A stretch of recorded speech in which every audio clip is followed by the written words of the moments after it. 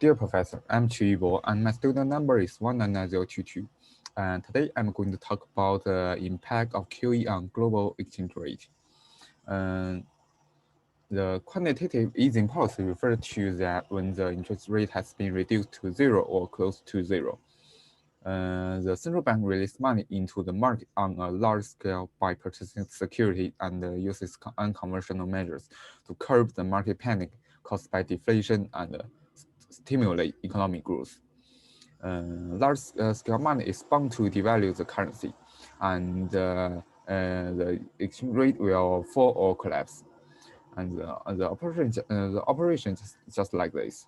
The central bank creates money to buy bonds from commercial banks, and which reduce the interest rate, and leading business and people to borrow more money, so they spend more and create more jobs to boost economy.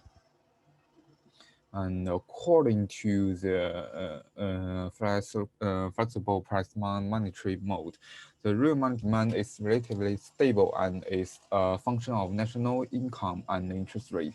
It is proportional to national income Y and inversely proportional to interest rate I. Thus, the real money demand function KD and KF at home and abroad can be written as like this.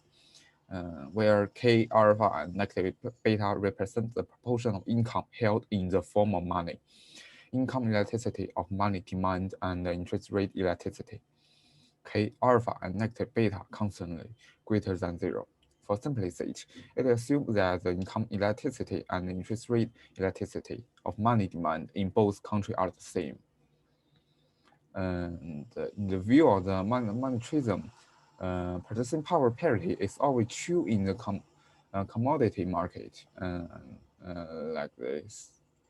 And next, under this flexible price condition, the imbalance in the money market can be immediately reflected in the commodity market, causing the adjustment of the commodity market. And the price level of the two countries depends on the money supply and the money demand. MSD and MSF are used to represent the domestic and foreign money supply respectively. Then, the domestic and foreign price in the money market equilibrium are this.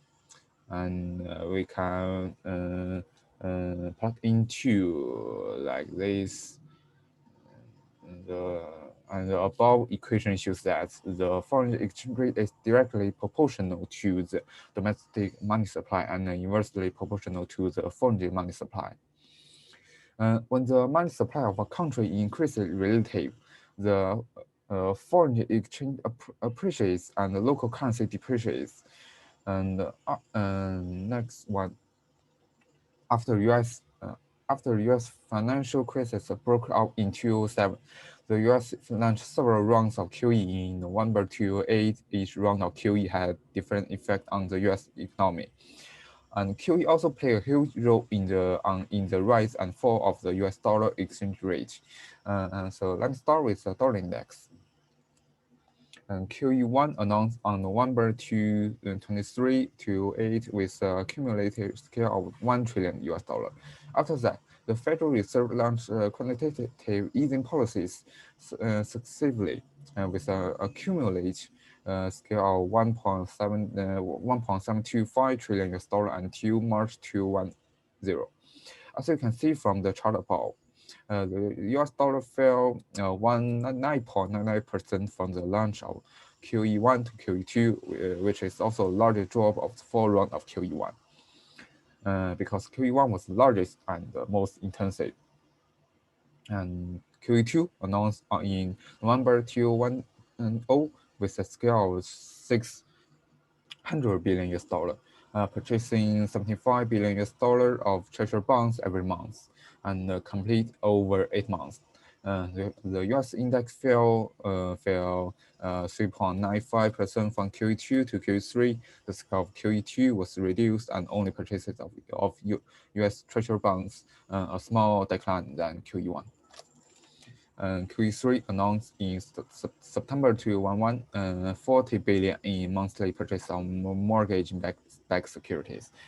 QE3 to QE4 launched the United States basically flat because QE2 is much smaller than QE1 and keeps the interest rate from 0 to 0.25%. The market reaction is moderate and has a fluctuating upward trend.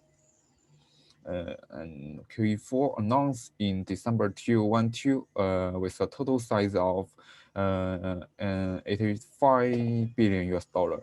That includes monthly purchase of 74 billion US dollar until December 2013, when the temporary of QE was announced. The index was basically flat.